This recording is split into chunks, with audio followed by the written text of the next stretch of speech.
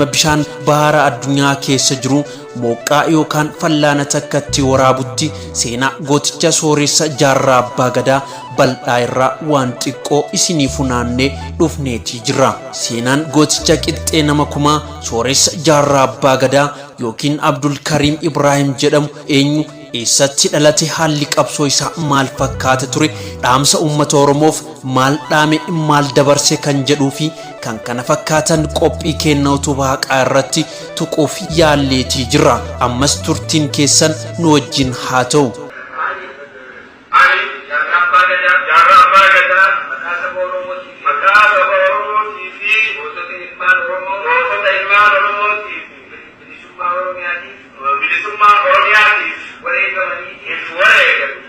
ilmaan nafxanya hangamillee biyya mirgina maateetiifun biyya dimokiraatiin jedhu biyya namni walqixa amada fedhee haa jiraatu hoggoo Itoophiyaa gagee waan san haafee jedhu wanni tan daandurree santu keessa jira daandurree jarmii yertee hankarroo san waan qabaniif jecha hin fayyan jechu doktorri fayyisuus hin jiru barnoonni fayyisuus hin jiru jechuu orma kana. Duraan dursa burqaan gooticha kanaa eessarraa madde kan jedhu ilaaluun dirqama. Gabaabumatti yoo ilaalle Abaabayyuun jaarraa abbaa gadaa Ibroo Shaaxaa jedhamuun beekama. Yeroo Misriin Harar qabattee bulchaa turteetti bara 1875 hanga bara 1885 lubaa Araabaa Doorii afran qalloo Oromoo maayisa turan. Abaabayyuun sooressa jaarraa abbaa gadaa Ibroo Shaaxaa waraana Kamaal Baashaatiin lola cirracha jedhamutti osoo lolu bara 1876tti wareegame.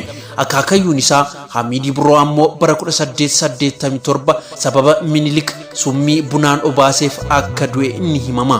Abbaan isaa Ibrahim Hamiid sirna mootummaa nafxanyaa odoo balaaleffatuu fi odoo mormuu bara 1986tti addunyaa kanarraa boqate. Seenaa Abaabayyuu jaarraa abbaa gadaa fi akaakayyuu isaa egaa hammana dubbanne gama seenaa jaarraa abbaa gadatti haa deebinu. Kaniin keessa dabre hundi qileena taatee na keessaa cofte akkaan gartee duuba gaa if wareegu qaabsu.